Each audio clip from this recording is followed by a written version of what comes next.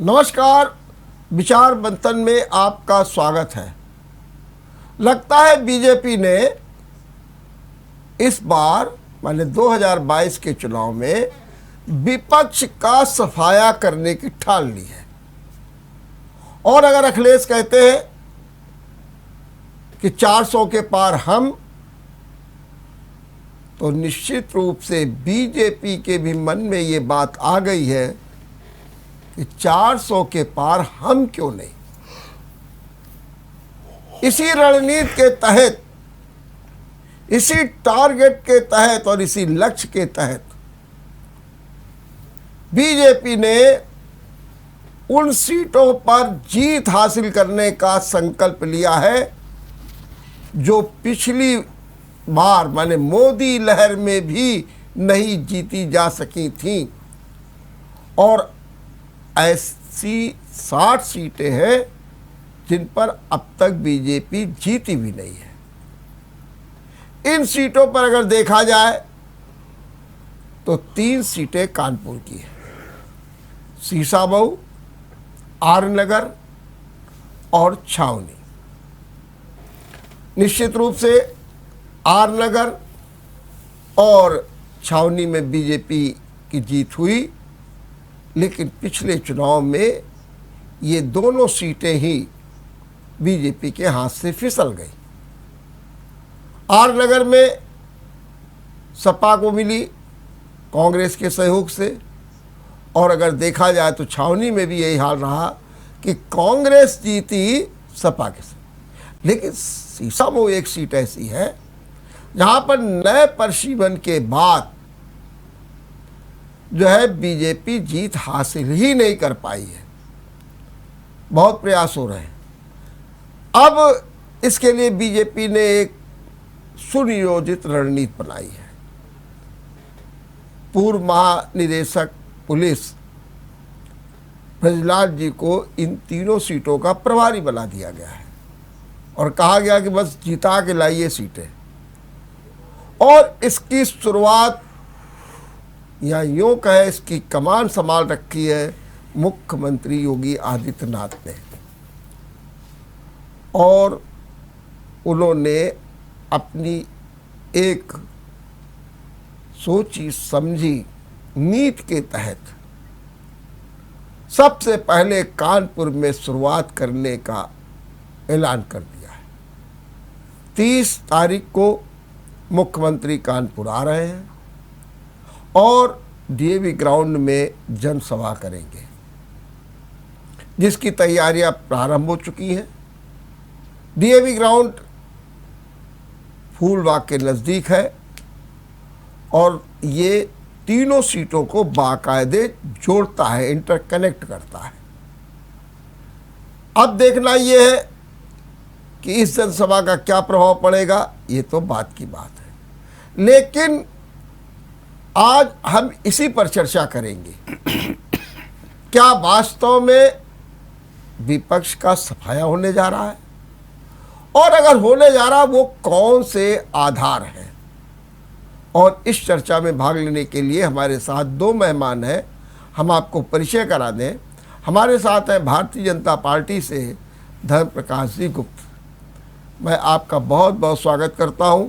और समाजवादी पार्टी से हमारे साथ हैं वरुण मिश्र, मैं आपका भी बहुत बहुत स्वागत करता हूं। धर्म प्रकाश जी, हमको थोड़ा सा ये समझाइए कि अगर हम आर नगर की और सपा के हाथ में जो सीट है, या फिर छावनी जिसमें कांग्रेस की सीट है, या अगर एक बार ये मान भी लें कि नए समीकरण के तहत आपको बल मिलेगा क्योंकि सपा और कांग्रेस का इस बार गठबंधन नहीं है, लेकिन सीसामऊ की जो सीट है उसमें तो कोई समीकरण भी नहीं बदला है, कोई स्थितियां भी नहीं बदली हैं। हालांकि ये कहा जा रहा था कि जो पिछले चुनाव में कांग्रेस से लाभ मिला जो है वहाँ के प्रत्याशी को, इरफान सोलंकी को, इसलिए जीत गई है, नहीं तो स्थिति खराब हो जाती। फिर भी वो कौन से कारण होंगे जिससे आप इन 3 सीटों को जीत लेंगे? देखिए, सीसामऊ से शुरू करूंगा मैं जी। नए परिसीमन के उपरांत पिछले बार के चुनाव में हमने जितना वोट प्राप्त किया वो ऐतिहासिक था। मात्र कुछ अंतर से ही हारे हैं। हो सकता है उसमें कुछ कांग्रेस के समझौते का फर्क पड़ा हो, लेकिन जो प्रत्याशी हमारा लड़ा वो इफेक्टिव था और कंटिन्यूअसली उस हार के पश्चात उस क्षेत्र में लगातार हमारे कार्यकर्ता काम कर रहे हैं। बूथ तक की हमारी रचना पूरी तैयार है और वो पूरी तैयारी कार्यकर्ताओं में बहुत उत्साह है। इसी प्रकार आर नगर में तो जनता पछता रही है। जनता कहती है कि हमने कहां से ये भूल कर दी, किस भावनात्मक आवेश में आकर के भूल कर दी, क्योंकि वहां पर हमारे माननीय विधायक जी बिल्कुल ही निष्क्रिय और अगर कुछ थोड़ा बहुत क्रियाशील भी हैं तो एक वर्ग में ही क्रियाशील हैं। उनका कोई विकास कार्य या उनका कोई योगदान पूरे क्षेत्र में दिखाई नहीं पड़ रहा है। छावनी की जो वहां का समीकरण है वहां 52% मुस्लिम आबादी है। इस बार जो सबसे बड़ा फैक्टर काम करने वाला, मैंने पिछली मुलाकात में कहा था,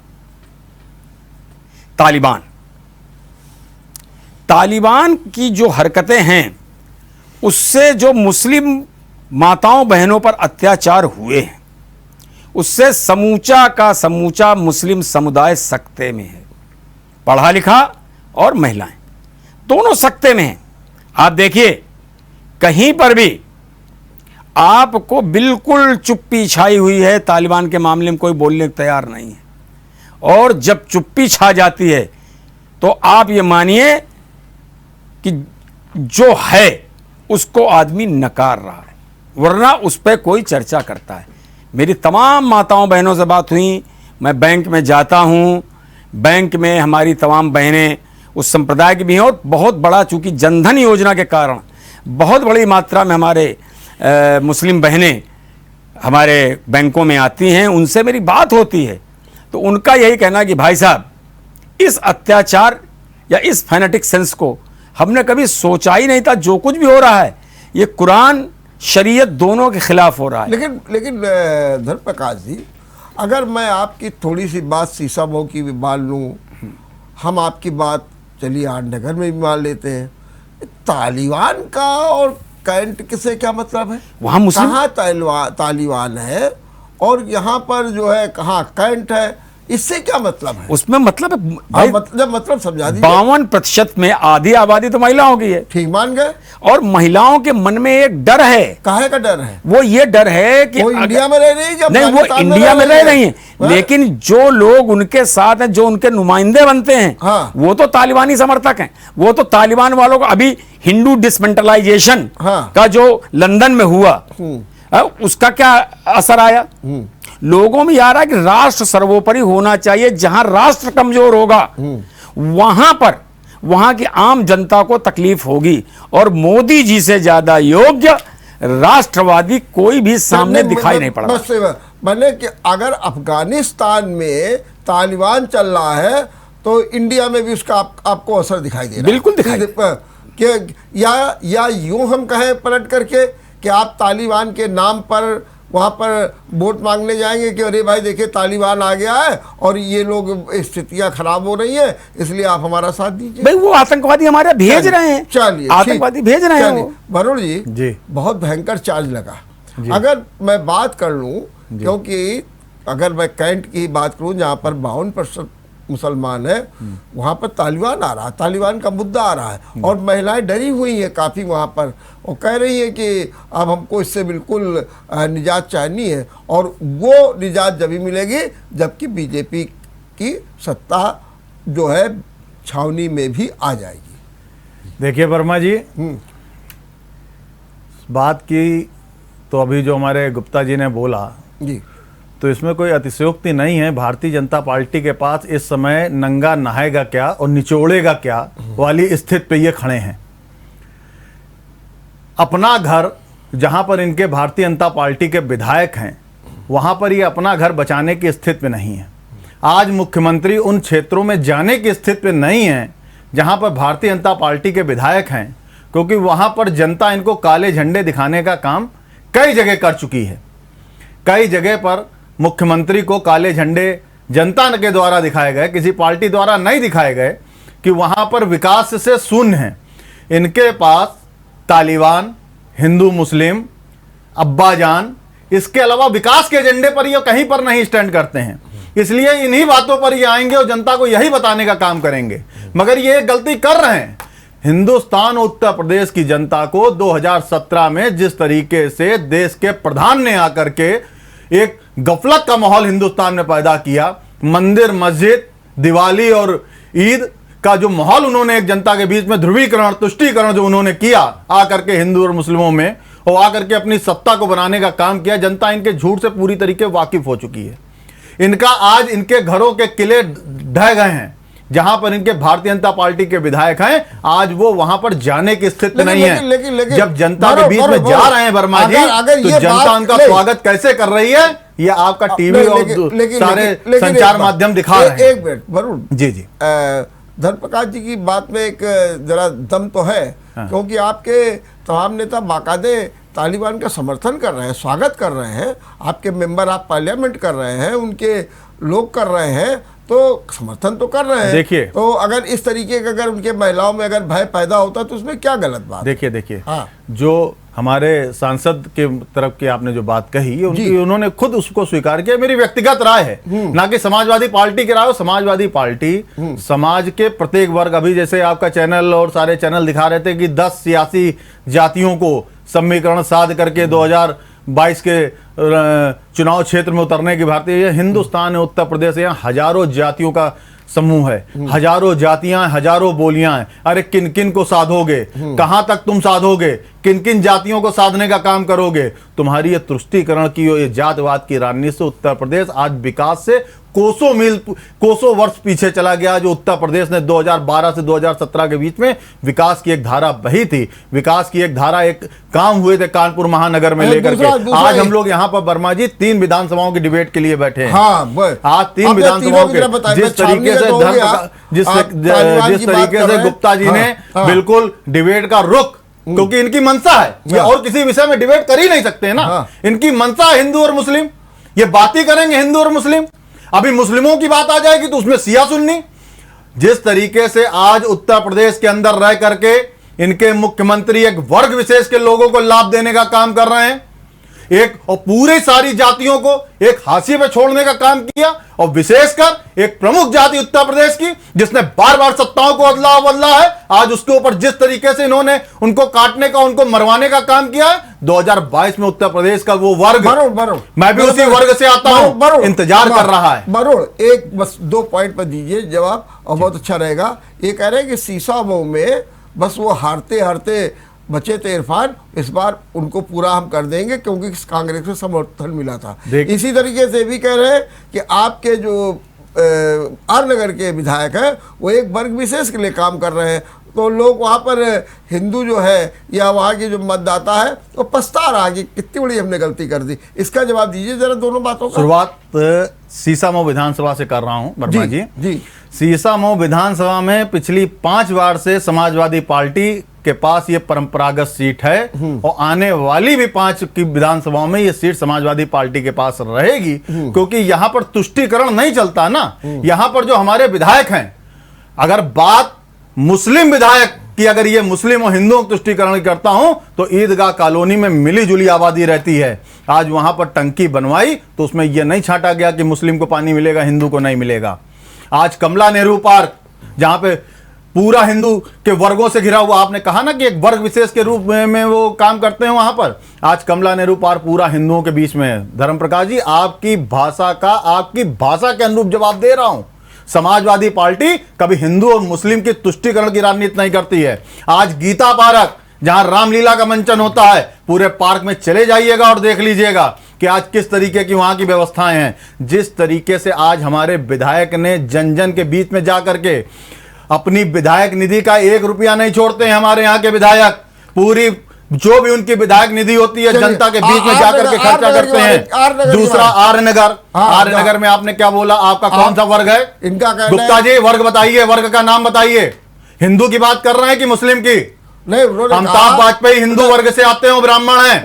वो कह रहे हैं कि किस वर्ग? नहीं, एक मिनट, एक वर्ग का बात मतलब उनका समझ वो लीजिए। वर्ग कौन सा है? मुस्लिम अरे- वर्ग की बात कर रहे थे हाँ, आप? मुस्लिम वर्ग की बात कर रहे हैं। मुस्लिम मैंने वर्ग एक की बात को- कर रहे हैं। हाँ। तो सुनिए, 13 दिन मिस्टर हालसी रोड पे बैठ करके विधायक ने दिन और रात पानी के बीच में बैठ करके धरना दिया। तब आपकी सोती हुई सरकार जागी, उसके हुक्मरानों ने आकर के वहां पे जैन आरयूएम के अंतर्गत की लाइनों को चालू किया। वो मुस्लिम इलाकों में पानी नहीं जा रहा था। गुप्ता जी सुनिएगा, बोलने से पहले, आरोप लगाने से पहले। अभी मैं भी आपसे क्वेश्चन करूंगा, चाहे वो धनकुट्टी का अस्पताल हो, जिसके जीर्णोद्धार के लिए वो आए, वहां पे मुस्लिम वर्ग नहीं रहता है, हिंदू वर्ग रहता है। और अगर आप वैश्य समाज से आते हैं, मैं ब्राह्मण समाज से आता हूं, तो इसी वर्ग के लोग वहां रहते हैं। जिस तरीके से उन्होंने हालसी रोड, फूलबाग की टंकी को चालू कराने का काम, सिविल लाइंस की टंकी को चालू कराने का काम, रेहड़ी दुकानदार, हो गया नहीं वर्मा जी, अब जवाब केवल आप ही बोलते रहेंगे तो दूसरे को अवसर तो मैं दें। मुस्लिमों की अब- बात ही गुप्ता जी नहीं कर रहा हूं, चलिए। मैं हिंदू इलाकों की बात कर रहा वो हूं। बात गए। अब मुझे देखिए, सरकार ने जी विधानसभा वाइज विधायकों के कार्यों को प्रकाशित किया। वो पुस्तिका उठा लीजिए, उस पुस्तिका में देख लीजिए उन्होंने कहां कहां काम किए हैं। लाए आप? जरूरत होती तो मैं ले भी आता। नहीं लाए हैं। अरे आपके विधायक के ऑफिस से बटी, मेरी बात नहीं, हाँ। आपके विधायक के ऑफिस से बटी जी। जिसको कह रहे हैं जेएनयू आरएम, हाँ। सबसे पहले वो पड़ी सपा के उसमें, तो वो लाइन जोड़ी क्यों नहीं गई? उसके लिए विधायक को बैठना क्यों पड़ा? इसका मतलब पहले भ्रष्टाचार हुआ। सुनिए, एक अब मैं आपके बीच में नहीं बोला, आपके बीच में नहीं। ठीक, हाँ बोलिए बोलिए। और दूसरी बात, हाँ, उनके बैठने के बाद भी नहीं हुआ। आज गणेश शंकर विद्यार्थी पार्क की टंकी टूटी पड़ी हुई है पिछले 4 साल से, उसकी छत गायब है। उसके बारे में विधायक जी ने क्या किया? नहर पार में लोगों के घरों में पानी नहीं जा रहा है, सीवर का पानी में मिक्स होकर जा रहा है, उस पर विधायक जी ने क्या किया? विधायक जी ने जिस आप उसकी बात कर रहे हैं, फूलबाग की आप बात कर रहे हैं, फूलबाग की टंकी तो पहले ही जुड़ी हुई थी उसमें। देखिए देखिए गुप्ता जी, पूरी बात गलत नहीं, नहीं गलत नहीं, आप जितना आपने भी गलत बोला। डिबेट में बैठ के झूठ नहीं बोलेंगे, झूठ नहीं बोलना चाहिए, तो मैं आपसे कह रहा हूं, बोलेंगे, मैं आपसे कह रहा हूं, में बैठ करके झूठ नहीं। मैं आपसे अगर तथ्यों के आधार पर बात करनी है तो तथ्यों के आधार पर बात करिए, झूठ मत बोलिए। मैं तथ्यों के आधार पर ही बात कर रहा हूं, झूठ नहीं बोलेंगे। मैं तथ्यों के आधार पर ही बात कर रहा हूं। हाँ वही, क्या हमें ये बताइए, गणेश शंकर विद्यार्थी पार्क की टंकी काहे नहीं बनवाई गई? मालवीय पार्क की टंकी आज तक किसने जुड़वाई? क्या मालवीय पार्क में कौन सा मुस्लिम समुदाय रहता है? पहले ही मालवीय पार्क में कौन सा मुस्लिम समुदाय मालवीय रहता है? पार्क में भी पीछे मुस्लिम एरिया है। आप नहीं तो क्या वो मुस्लिम पानी नहीं पिएंगे? नहीं तो क्या आपकी भारतीय जनता पार्टी सरकार में मुसलमान पानी नहीं पिएगा? नहीं तो क्या हमने बनवाया नहीं? आप ये तय करेंगे? नहीं, बिल्कुल तय करेंगे। ये तय करेंगे मुस्लिम पानी पिएगा, हिंदू हम पानी ये पिएगा? तय करेंगे सारी देखिए, आप जोर से ना बोलिए। देखिए बोलना मुझे भी आता है, नहीं मैं भी आपको नहीं, आप सबसे बड़ी गड़बड़ बात, सबसे बड़ी गड़बड़ नहीं, अगर इस तरीके से बात करें तो हम बात ही नहीं कर सकते।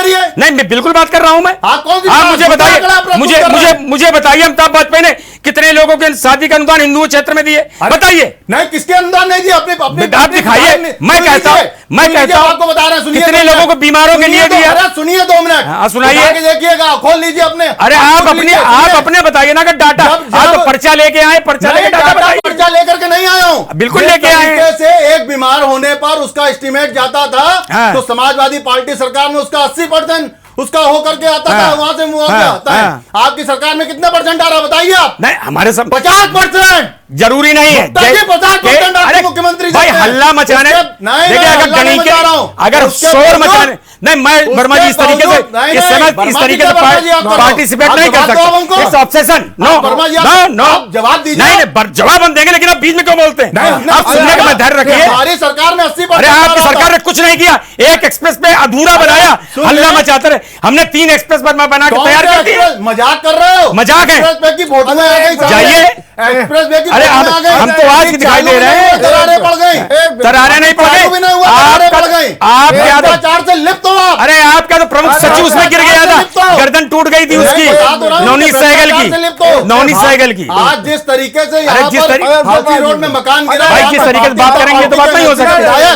जिस तरीके से वहां पर बिल्डरों की पैरवी कर रहे हैं थाने में जाके। एक मिनट बस, अब आप जरा शांत हो जाइए। और बेहतर हो कि एक जने बात करेंगे तो ज्यादा। मैं तो कभी गलत नहीं बोलेंगे वर्मा जी, गलत की बात नहीं, अगर हम भी नहीं बोलने देंगे, हम भी बोलने नहीं देंगे। नहीं, गलत तथ्यों पे आप गलत तथ्य, हम भी गलत तथ्य नहीं, सही तथ्य है, गलत तथ्य आप बोल रहे हैं। सही तथ्य है हमारे, चलिए आज हमारे तथ्य बिल्कुल सही है। एक बात बिल्कुल झूठ बोल रहे हैं। एक मिनट तो क्या चलिए धर्म प्रकाश जी, क्या फिर आप जनता के बीच जब जा रहे हैं तो आप भी यही कहेंगे कि इन्होंने केवल एक वर्ग विशेष को काम दिया, एक वर्ग को, और हम जो है अब बहुसंख्यक के लिए काम करेंगे, इसलिए आप हमको वोट दीजिए। हम दोनों के लिए, हाँ। वर्मा जी, हम सबके लिए काम करते हैं। हाँ। सलील बिश्नोई ने जितने दिन विधायक रहे, हर वर्ष अपना रिपोर्ट कार्ड, अपना एक एक नए पैसे का खर्चा प्रकाशित करते थे। क्यों हार गए? नहीं, क्यों हार गए? नहीं, अब जरा हमको ये बताइए। हाँ। क्यों हार गए? वो केवल हार गए, तुष्टीकरण की राजनीति। तो इसके पहले नहीं हुई? नहीं, इसके पहले नहीं हुई थी इतनी नहीं हुई। दूसरी बात, जिस तरीके से सपा ने, जिस तरीके से सपा ने वहां व्यवहार किया, और जिस तरीके से परिसीमन में जो किया, आज सब अरे पहले भी नहीं, सपा में हुआ, सपा, अरे सपा की सरकार में। आज मुझे बता दीजिए, आर नगर में आर नगर है कहीं? मेरा सवाल मुझे नहीं, मैं इसलिए अब मैं नहीं, हम अपने तो पहले क्यों जीतते रहे सलील? पहले क्यों जीतते? हमेशा, इस बार भी जीते। इस बार हमारा 15,000 वोट बढ़ा, वो दूसरी बात है। 15,000 वोट बढ़ा। लेकिन अगर धर्म प्रकाश जी ये बात कहे तो चर्चा में भी था कि बीजेपी ने भीतर घात करके सलील बिश्नोई घरवा दी। देखिए जब हार और जीत के पीछे जिन लोगों को ज्यादा मतलब नहीं होता, वो चिमगोइयां ज्यादा करते हैं। हाँ। वो तरीके की आपके सोचने की प्रवृत्ति को बदलने का काम करते हैं। ठीक है। ये हमेशा होता रहा। इसके लिए ये एक लोकतांत्रिक प्रक्रिया है। इस लोकतांत्रिक प्रक्रिया को ना हम रोक पाए। एक मिनट, भगवान राम जैसे के ऊपर जब आरोप लग गया सीता के ऊपर, वो छोड़िए, वो बात की बात है। नहीं, भाई एक बात तो हमारे ऊपर भी लग सकता है, लेकिन तो क्या मतलब आप लोगों ये बताइए, आपके भीतरघात नहीं हुआ था? नहीं, बिल्कुल नहीं, बिल्कुल नहीं हुआ, बिल्कुल नहीं। तो जो आपके वहां से कोई जांच पड़ताल कार्रवाई जो सब कुछ कहां हुई? बिल्कुल ये तो हम तो आकलन करते ही हैं। हर चुनाव में चाहे जीते और चाहे हारें, हो गया। हम नहीं, अब हमको एक बात कह लेना दीजिए। आप ये देखिए कि पहली बात, अमिताभ वाजपेयी जी ने, अगर वहां अगर की बात करते, कहां कार्यालय उनका, कहां जनता उनसे मिले, ऐसा कोई स्थान है? कहां है बताइए? अरे सिविल लाइंस में उनका कार्यालय है। मैं तो सिविल लाइंस में के मुख्य स्थान में उनका कार्यालय है। वो किसी क्या कभी कभी बैठ जाते हैं। मैं तो सिविल लाइंस में रहता हूं। गलत बोल रहा हूं। मैं गलत नहीं बोला, सही डंके की चोट पे बोल रहा हूं, डंके की चोट पे बोल रहा हूं। डंके कोई जनता नहीं जानती कि कोई जनता नहीं जानती। मैं सिविल लाइंस का निवासी हूं। सुनो सुनो सुनो गुप्ता जी, सुनो। 13 दिन एक विधायक का नाम बताओ पूरे उत्तर प्रदेश में जो किसी धरने में बैठा हो। क्या? जो 13 दिन एक विधायक एक विधायक पार्टी को जुड़वाने के लिए धरने में बैठा पूरे प्रदेश में। हमने जनता पार्टी में कितने किए? सुनिए, हमने तो कभी पुलिस बल का उपयोग नहीं किया। आगे सुनिए, अब आपको बता रहे हैं, झकरकटी आर नगर विधानसभा में आता है। हाँ, आता है। उसकी टंकी 15वें वित्त आयोग में पास हो गई। आपको जानकारी में बता रहा हूं, और चाहिएगा तो फोन करके अभी यहीं से कंफर्म करिएगा, यहीं से जनता सामने कंफर्म करिएगा। 15वें वित्त आयोग में उसका पैसा भी हो गया, मगर आपकी मेयर उसका पैसा नहीं रिलीज कर रही हैं। चलिए, पैसा नहीं रिलीज कर रही, क्यों नहीं कर रही हैं? आप जबरदस्ती की बात कर रहे हैं। जबरदस्ती नहीं है, हमने क्या बोला, यहीं से फोन करके आप कंफर्म कर लीजिए। बिल्कुल कंफर्म कर लीजिए। देखिए झूठों झूठ आप लोग केवल आप लोग जातिवादी राजनीति, अभी हमें किस जाति को संतुष्ट करोगे? अरे हम सबको संतुष्ट करेंगे। अगर हम राजनीति करते हैं और जनता को संतुष्ट नहीं कर सकते तो लानत है। जिस तरीके से उत्तर प्रदेश को जातियों में, उप जातियों में आपने बांटा, 97 में जनता समझ चुकी है। 97 में 57 PCS एक जात के। ये तुष्टीकरण नहीं है। तुष्टीकरण नहीं, आप अपना, आप मुझे बताइए, आपके कार्यकाल में जितनी मान्यता मिली, कितने यादव स्कूलों को मिली, और फिर बताओ जो क्रीमी लेयर में आप अड़ंगा क्यों लगाते हो? हिंदू और मुस्लिम हिंदू अरे मुस्लिम भाई, आप करते हो, ठाकुर, आप करते हो, हम नहीं आप करते हैं। आप अभी आप रोजा बोल अफ्तार रहे हैं। करते हो, टोपी अच्छा, लगा के आपने बोला सिजदा है करते हो। तालिबान तालिबान कहां से आ गया? तालिबान इसलिए आया कि तालिबान का सुनिए, समर्थन कर रहे हो। अपनी अपनी मानसिकता को ठीक करिए। उत्तर प्रदेश की मानसिकता जनता आप ठीक जानती है। करिए, इसीलिए उत्तर प्रदेश के बाहर आप हो नहीं, नहीं, हो और उत्तर नहीं। प्रदेश में नकार दिए गए बात सुन लो कि हो। हम कितने ऑल ओवर इंडिया प्रचंड हैं, रूप में आ रहे हैं। हम ऑल ओवर इंडिया हैं, प्रचंड रूप में आ रहे हैं, देख लेना। बरोड़ जी, बरोड़। देखते हैं एक मिनट, बरोड़। नाई नाई बाल अच्छा, कितने एक सामने मिनट, आ एक जाएंगे।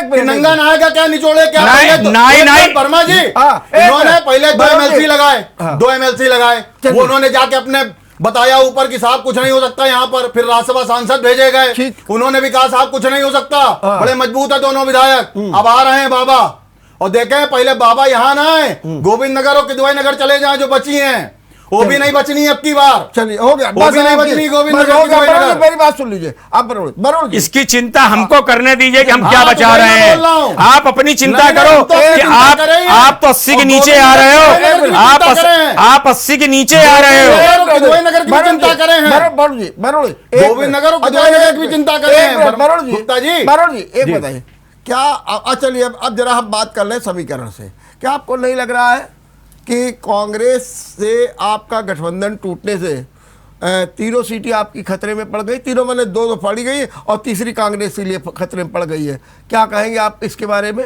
जैसे कि मान लीजिए सीसा मऊ है, कांग्रेस से नाता टूट गया, आर नगर कांग्रेस से नाता टूट गया, छावनी जो है वो कांग्रेस से नाता टूट गया। अब वहाँ तो खैर कांग्रेस थी तो कांग्रेस की सीट चली गई, आप 2 सीटें लूज नहीं कर रहे हैं। अब बताइए, अब आप ये कहाँ से प्लस कर देंगे, ये हमको समझा दीजिए। देखिए, समाजवादी पार्टी और कांग्रेस का जो गठजोड़ हुआ था, उस गठजोड़ में हमें कहीं ना कहीं लाभ हुआ, कहीं ना कहीं हानि हुई। हाँ। मगर जिस तरीके से 5 साल में आर नगर विधानसभा और सीसामऊ विधानसभा में जिस तरीके से हमारे विधायक 24 आवर्स जनता को उपलब्ध रहे और जनता की छोटी से छोटी समस्याओं पर जाकर के उन्होंने काम किया, आज वहां पर दलगत राजनीति के साथ साथ जो उन्होंने अपना व्यक्तिगत छवियों को भी अपनी मजबूत किया है, आज वहां का बच्चा वहां का किसान, ठीक, वहां का मान गए। गरीब माने आप ये सोच रहे हैं कि आज हमारे विधायक, वर्मा जी पूरी बात, थोड़ा आज समझिए, हमारे हाँ। विधायक से आत्मिक रूप से वहां पर जुड़ गया है। जोड़ लगा आज है। वहां हिंदू और मुसलमान की परंपरा, मैं खुद आता हूं सीसामऊ विधानसभा में और आर नगर विधानसभा में हम लोग जाते हैं, चलिए, घूमते हैं, हो वहां गया। पर हिंदू हो मुस्लिम गया। ये कर रहे हैं। चलिए, जनता के बीच में हिंदू और मुस्लिम नहीं है। हो गया। हमारे साथ जुड़ गए हैं कांग्रेस के नौशाद आलम मंसूरी, इस समय इलाहाबाद में है लेकिन हमसे जुड़ गए हैं। मंसूरी जी, मैं आपका बहुत बहुत स्वागत करता हूं। आप मेरी आवाज़ सुन रहे हैं? जी शुक्रिया जी, मैं सुन रहा हूँ। देखिए, सवाल यहाँ पर ये, वैसे तो मैं आपको बता दूं कि आपके साथ जो 2 गेस्ट और भी हैं, तो भारतीय जनता पार्टी से धर्म प्रकाश जी है और वरुण जी मिश्रा सपा से हैं। मेरा एक सवाल है कि ऐसा लगता है कि जो बीजेपी ने पूरे प्रदेश से विपक्ष का सफाया करने का लक्ष्य बनाया है, जिसके तहत कानपुर की 3 सीटें हैं, आपको भी मालूम है, ये कैंट, आर नगर और सीसामऊ, और अब इसकी शुरुआत मुख्यमंत्री 30 तारीख को यहाँ पर एक जनसभा से करने जा रहे हैं। क्या कहेंगे आप? पहला आपका रिएक्शन जानना चाहते हैं। ये भारत एक लोकतांत्रिक देश है और इसमें अगर कोई ये संभव हो पाएगा कि विपक्ष को खत्म कर देंगे या सीटें जीत लेंगे, अंतर्यामी हो सकते हैं भाजपाई वाले कि उनको मालूम है या तो बेईमानी, या उनको मालूम है कि हम ये जीत हार चुका है। जनता त्रस्त है, जनता बेरोजगारी भुखमरी की स्थिति में खड़ी हो गई है, नौजवान आत्महत्या कर रहा, महिलाओं पे अत्याचार हो रहा है, और इस आधार पर अगर वो भाजपा वाले कह रहे हैं कि हम ये तीनों सीट हम ये भी जीतना चाह रहे हैं, तो इनसे बड़ा बेशरम और कोई हो नहीं सकता। जनता परेशान है, खाने के लिए पैसा नहीं, महंगाई दिन पे दिन बढ़ती जा रही, महिलाओं पे अत्याचार, कानपुर में लड़कियों को छप्पर से 5वीं मंजिल से फेंक दिया जा रहा है, और बलात्कारी, और वो ये कह रहा है कि हाँ मैंने किया, उसके बाद उसको कानून का भय नहीं है। और ऐसे में अगर भाजपा की उपलब्धि की इस उपलब्धियों के आधार पर चुनाव जीतना चाहती, तो इससे बहुत बेशरम और कोई दल नहीं हो सकता, उस दल के नेता नहीं हो सकते। चलिए, मैं एक सवाल और आपसे जानना चाहता हूं, जो हमारे आज यहाँ पर धर्म प्रकाश जी ने उठाया है, कहा कि कैंट में 52% मुसलमान हैं और वहाँ पर तालिबान काम करेगा क्योंकि महिलाएं जो है पूरी तरीके से भयग्रस्त है। उन्होंने कहा कि जो वहाँ पर पार्टी है मेन रूप से वो तालिबान का समर्थन करती है। तो महिलाओं में भय है और इस बार राष्ट्रवाद के नाम पर छावनी में पूरा वोट हमको मिलेगा। फिर से एक बार क्वेश्चन दोहराएं आप। हमारे धर्म प्रकाश जी बीजेपी के कह रहे हैं कैंट में 52% मुसलमान हैं और वहां पर जो है तालिबान का खौफ सवार हो गया है वहां की महिलाओं में, क्योंकि वहां पर जो मेन पार्टी है मतलब इनका कहना है सपा, वहाँ उनके नेता जो है तालिबान का समर्थन कर रहे हैं, स्वागत कर रहे हैं। तो महिलाएं जो है वहाँ की खौफ ज़्यादा है और इस बार राष्ट्रवाद के नाम पर वो बीजेपी को वोट करने जा रही है। इस तरीके से छावनी हम जीत लेंगे। इनके नेताओं को ये मालूम नहीं है कि इस देश में ये जब चुनाव आता है तो पाकिस्तान, मुसलमान, तालिबान ने क्या किया ये उसका देश जान रहा, उसके देश की स्थिति है। इनको 52% और 53% मुसलमान दिखता है, लेकिन कांग्रेस को हर आईने में इंसान दिखता है। और हम अपने काम के आधार पर हमारे ये सीट पे जीतने की बात कर रहे हैं, हमारे सोहेल एमएलए, हम हिंदुस्तान में मानवता के आधार पर, समझ और विकास के आधार पर, सद्भाव के आधार पर, तो हम चुनाव ये जिंदगी में न जीत पाएंगे। एक दो बार धोखे से ये चुनाव जीत जाते हैं और फिर आकर सत्ता में ये करते हैं, राष्ट्रवाद की बात करते हैं, इनको राष्ट्रवाद की परिभाषा भी नहीं मालूम कि राष्ट्रवाद होता क्या है। चलिए नौशाद, तीसरा क्वेश्चन हम और आपसे पूछेंगे, फिर हम आपको मौका देंगे अगर कुछ भी कहना चाहें। मेरा तीसरा सवाल ये है कि आपका सपा से गठबंधन टूट गया है, इसका बीजेपी को क्यों नहीं लाभ मिलेगा? कैंट में कांग्रेस लूज कर जाएगी, हट जाएगी। इसी तरीके से आर नगर में आपकी बदौलत सपा जीती थी, वो भी आपसे गठबंधन टूट गया, तो वहाँ पर भी पूरी तरीके से सपा को नुकसान होने जा रहा है। और सीसामऊ में ये कहा जा रहा है कि बहुत कम वोटों से आप जीते थे और जीते इसलिए थे सपा क्योंकि कांग्रेस का समर्थन था। इस बार हम उसे भी अपने पाले में कर लेंगे। तो जो समीकरण है, जो परिस्थितियां हैं, जो सरकमस्टांसेस हैं, उसके अनुसार तो निश्चित रूप से ये तीनों सीटें जीतने जा रहे हैं। क्या कहेंगे आप? देखिए, हम माने थे गठबंधन की स्थितियां अलग थी, जब चुनाव हुआ था उस टाइम परिस्थितियां अलग थी, गठबंधन की स्थितियां अलग थी, जनता में मुद्दे थे अलग। आज के आधार पर सोनिया जी और प्रियंका जी ने जिस तरीके से उत्तर प्रदेश में हमने बूथ लेवल पे जाकर संगठन को खड़ा किया है, आज उत्तर प्रदेश कांग्रेस के विकल्प के रूप में भाजपा से देख रहा है। जब कोरोना से लेके कोई भी घटना इस देश में हुई है तो कांग्रेस जनता के साथ खड़ी हुई। समाजवादी पार्टी का नेतृत्व इस तरीके से नहीं निकला। आज विपक्ष की भूमिका में कांग्रेस है और कांग्रेस को लोग विकल्प के रूप में उत्तर प्रदेश देखना चाहते हैं। जो लोग इस सरकार से पीड़ित हैं वो प्रियंका जी से आशा भरी निगाहों से उनके नेतृत्व में उत्तर प्रदेश में भाजपा से मुक्ति चाहते हैं। और इस आधार पर इनको लगता है कि एक ही वोट है जो भाजपा, सपा और कांग्रेस और बसपा का है, वो 3 टुकड़ों में बांट दिया जाए, मेरा एक वोट सुरक्षित है। और जिन्होंने भाजपा के लोगों ने बेरोजगारी, महंगाई के मुद्दे पर, सुशासन के मुद्दे पे भाजपा को वोट दिया था, वो जान चुके हैं। मेरी बात नहीं, मेरी बात नहीं। नौशाद, एक सवाल का जवाब और दे दीजिए बस।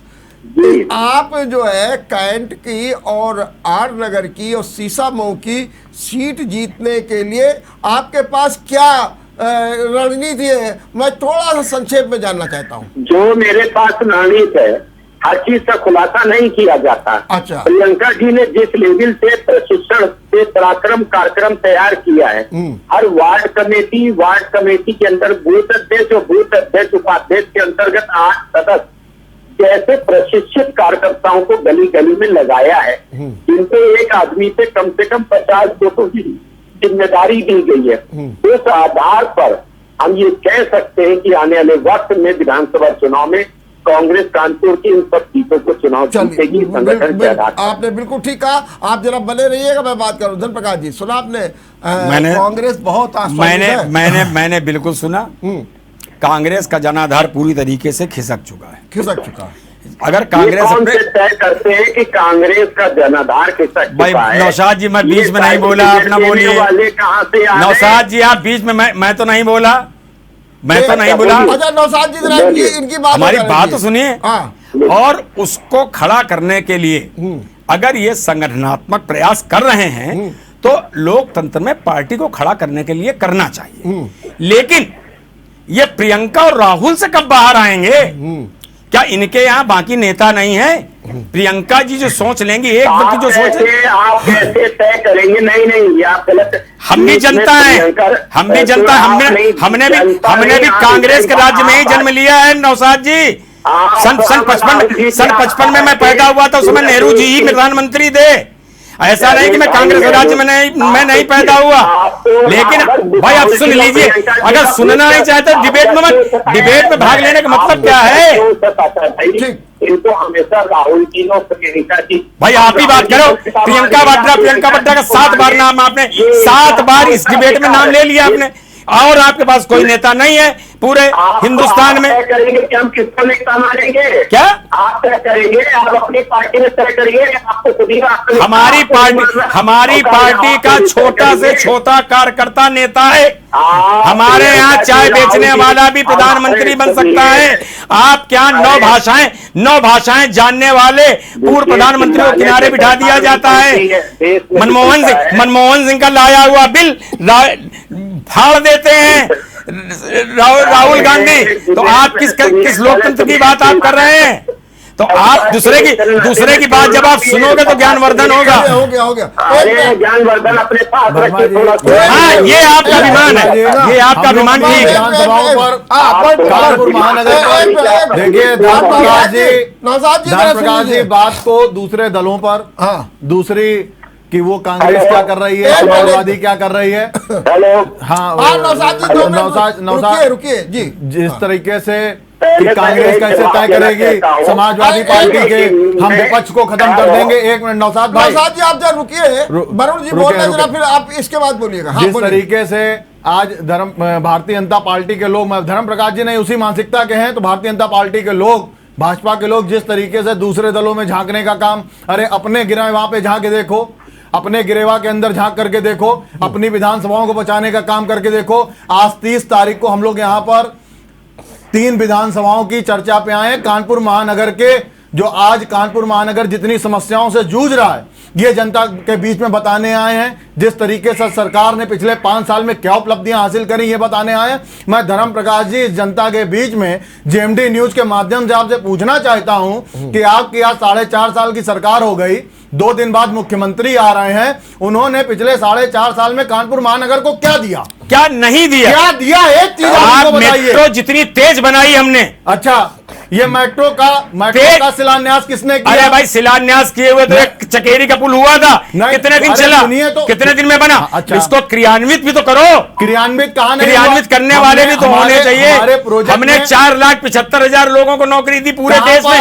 हमारा हम कानपुर महानगर की बात, कानपुर महानगर के लोगों को नौकरी नहीं मिली क्या? कानपुर महानगर, कानपुर हिंदुस्तान है क्या? कानपुर हिंदुस्तान है क्या? विकास बताइए ना। विकास पूरा बता रहे हैं। अरे एक विकास बताइए। विकास क्यों नहीं थोड़ी होता कि एक उंगली का विकास होता, पैर का विकास नहीं होगा? बताइए ना आप बिल्कुल बता रहे हैं। क्या विकास नहीं हुआ? क्या विकास नहीं हुआ? आप बताइए कौन सड़क पक्की नहीं कर दी गई? कितनी भूमिगत पार्किंग बन गई, क्रिस्टल पार्किंग बन गई। एक मिनट अपनी वर्मा जी, 1 मिनट मैं आपसे क्षमा चाहता हूँ, 1 मिनट इनको बताइए क्रिस्टल पार्किंग किसकी योजना थी? अरे क्रियान्वित किसकी योजना थी? आपने तो योजनाओं को रोक दिया। भाई हमने बनाई है, आपने रोक दिया पुरानी योजनाओं को। अरे भाई एक और वर्मा जी देखिए, डिबेट शांति से, शांति आप नहीं रखने दे रहे हो। मगर ये झूठ जो बोल रहे हैं, इनसे पूछे मुख्यमंत्री 30 तारीख को आ रहे हैं, कानपुर महानगर में करे हुए काम बता दो हमको। अरे भाई अरे आपके अखिलेश जी मिस्टर एम को लेकर के आए थे, सारी सरकारी एजेंसी मिलकर। मिस्टर एम क्या थे? मिस्टर एम छोड़िए नहीं, छोड़े क्यों छोड़े? लाखों रुपया बर्बाद किया आपने, पूरा दिन पूरा शहर जाम रहा। मिस्टर एम थे क्या थे मिस्टर एम? मेरी बात सुनिए, नौशाद की बात सुन ले। इस तरीके से डिबेट नहीं हो पाएगी, नहीं हो पाएगी जिस तरीके से ये झूठ बोल रहे हैं। आप बीच में बोलेंगे तो नहीं हो पाएगी। जनता के बीच में जिस तरीके से बैठ करके झूठ बोल रहे हैं, जनता हमें चाहती है। भारतीय जनता पार्टी में अरे बनाई हमने, सवाल पूछना है तो कानपुर के काम हम गिना दें।